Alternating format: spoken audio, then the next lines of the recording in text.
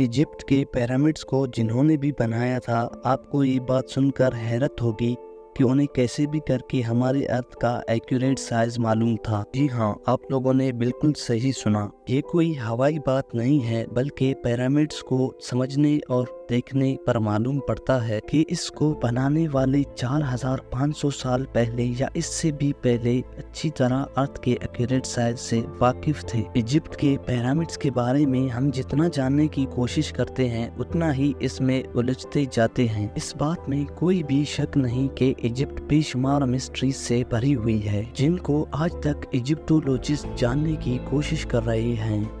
इनमें सबसे बड़ी मिस्ट्री ये है कि पिरामिड्स कैसे बनाए गए थे और इनका असल मकसद क्या था।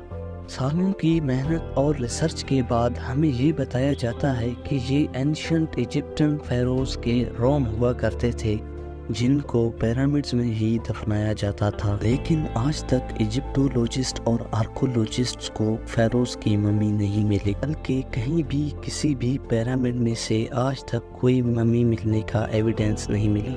हमारे पास जिस चीज़ का एविडेंस है वो ये है कि the great pyramid 23 lakh limestone block से बनाया गया था। एक ब्लॉक करीब एक हाथी के वजन जितना भारी है। इसकी बेस तकरीबन 13 एकड़ पर फैली हुई है और इसकी हाइट 481 फीट है।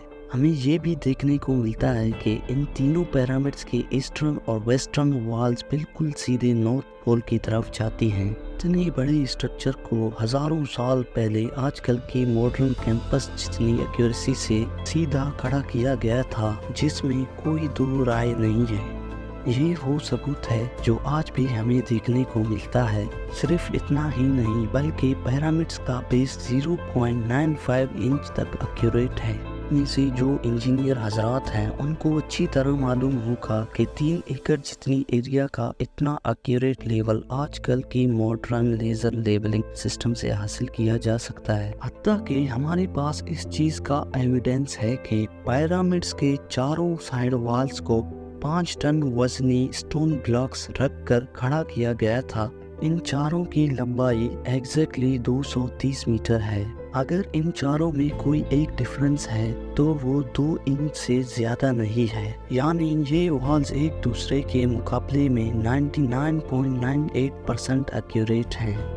बात अभी यहाँ खत्म नहीं हुई। जिन लोगों ने भी द ग्रेट पिरामिड्स बनाया था, उनको 4000 साल पहले भी अर्थ की साइज का अच्छी तरह मालूम होगा।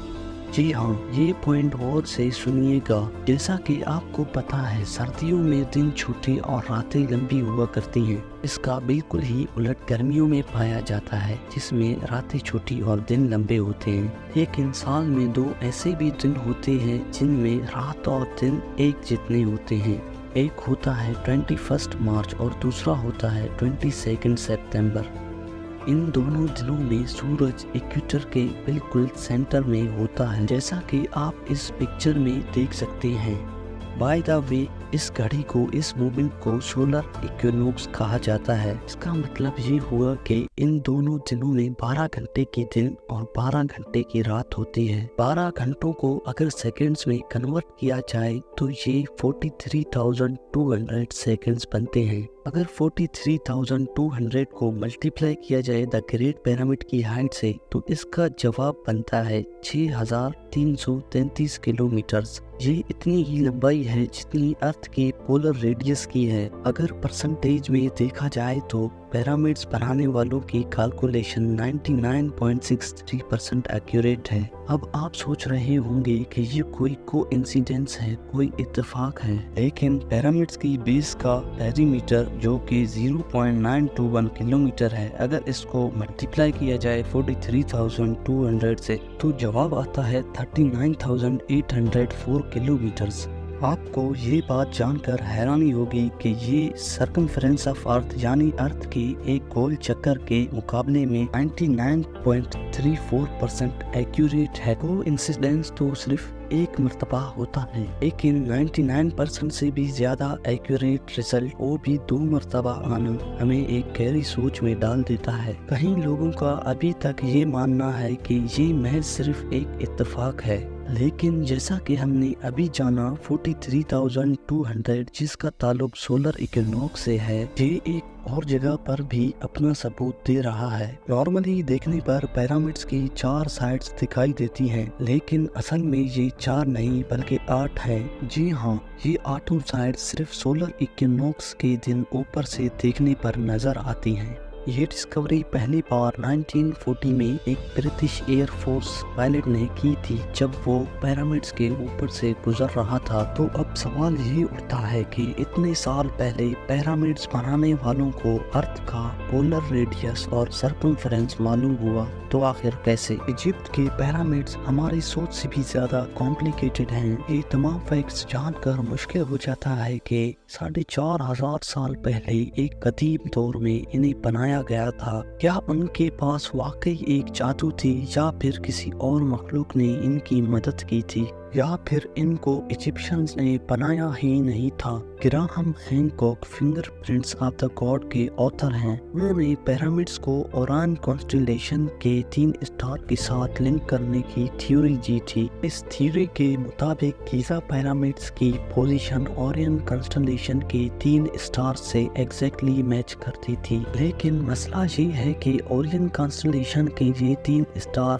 پیرامڈز کی پوزیشن سے نہ آج میچ کرتی ہیں اور نہ 4,500 سال پہلے میچ کرتی تھی، بلکہ یہ 13,500 سال پہلے پیرامڈز کی پوزیشن سے میچ کرتے تھے۔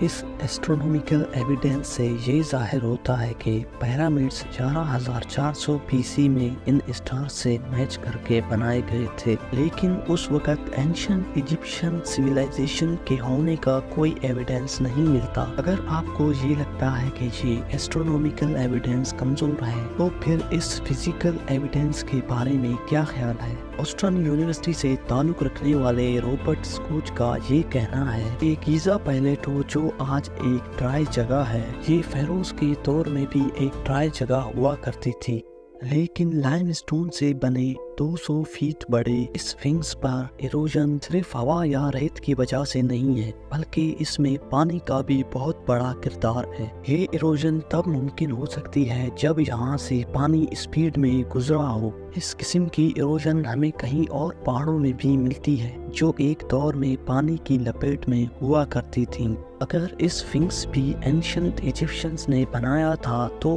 یہ جگہ آج تک خشک ہی رہی ہوگی، یا کہیں اس دور سے پہلے تو یہاں پانی نہیں تھا۔ سائنس کے پاس یہ ایویڈنس موجود ہے کہ 9,700 BC میں ہماری دنیا سے آخری آئس ایج ختم ہوئی تھی۔ گلیشیئرز پگھل کر پانی بن گئے اور سمندر کا لیول مزید 500 فیٹ بڑھ گیا۔ اس ایونٹ کے دوران یہاں سے بھی اچھا خاصا پانی گزرا تھا جہاں اسفنکس موجود ہیں۔ پیرامڈز کا ارتھ کے سائز اور سولر ایکوینوکس کے ساتھ کنیکشن، ریو نارتھ کو فیس کرنا، لیزر لیولنگ جیسی ایکوریسی سے اس کے بیس کا لیول ہونا اور یہاں ممیز کا نہ ہونا، یہ سب چیزیں ہمیں اشارہ دیتی ہیں کہ یہ ایجپشنز نے نہیں بلکہ کسی ایسے سویلائزیشن نے بنایا تھا جو پاسٹ میں کافی ایڈوانس تھی۔ یہ بھی ہو سکتا ہے کہ ایجپشنز کو یہ پیرامڈز بنے بنائے ہی ملے تھے اور انہوں نے ٹیک اوور کر کے اسے اپنے ریلیجن میں استعمال کرنا شروع کر دیا۔